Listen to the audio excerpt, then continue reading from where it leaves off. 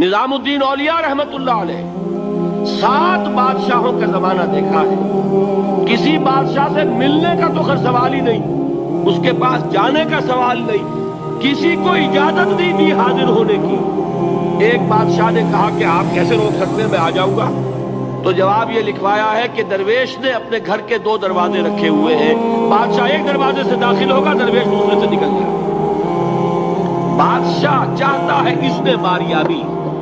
اور سلطان الہند پھر کون ہوا؟ سلطان الہند تو پھر نظام الدین اولیاء ہوئے، جس کی قدم بوسی کے لیے بادشاہ آنا چاہتا ہے اور وہ اجازت نہیں ملی. اس لیے ان کا نام ہے سلطان الہند حضرت نظام الدین اولیاء رحمۃ اللہ علیہ.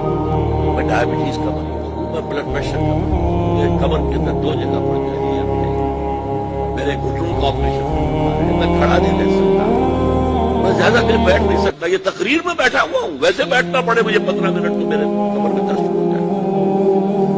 اس حالت میں مجھے کچھ نہیں، کوئی شے مجھے جو ہے پریشان نہیں، لیکن میں سب پورے 15-20 منٹ بھی بیٹھوں گا، کھڑا رہ دوں بیٹھ کر نماز پڑھوں. تو میرا خیال ہوا کہ چراغ صحیح جیسے چراغ بجھنے سے پہلے کھڑا ہوتا ہے، شاید یہ کیسے اللہ عالم. بہرحال میں آخرت کے لیے بہت آگے گئے.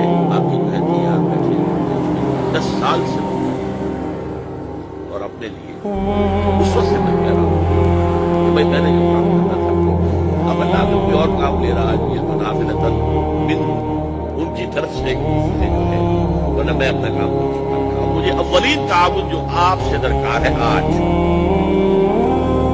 میری بات کو اچھی طرح سمجھنے کے لیے کچھ تھوڑے سے پیسے تھوڑا سا چند کتابوں کا مطالعہ کیجیے پوری طرح گہرائی کے ساتھ اور نوٹ اس سے اختلاف ہو گیا. منہج انقلاب نب. میں ڈائبٹیز کا مریض ہوں، میں بلڈ پریشر کا مریض ہوں، میرے کمر کے اندر 2 جگہ پر کما بنا فتوح. اسلام کا تو آغاز اس طرح سے ہوا کہ وہ اجنبی تھا، اس کا شناسہ، اس کا جان پہچان والا کوئی تھا ہی نہیں. اکیلے تھے محمد رسول اللہ صلی اللہ علیہ وسلم. بات شروع ہوئی، آپ نے فرمایا اس کے بعد اللہ نے غلبہ دیا ہے اسے، سطوت اور شوکت، حکومت. لیکن سیعود کما بدا، اب سین کے ساتھ جو آتا ہے فعل مضارع اس میں انقریب زیادہ دیر نہیں لگے گی. انقریب سیعود، انقریب وہ پھر لوٹ جائے گا اسی پہلی حالت میں کما بدا جیسے کہ اس کا آغاز ہوا. فطوبی للغرباء. تو اب تہنیت ہے، مبارکباد ہے ان لوگوں کے لیے جو اسلام کے ساتھ اپنے آپ کو وابستہ رکھے.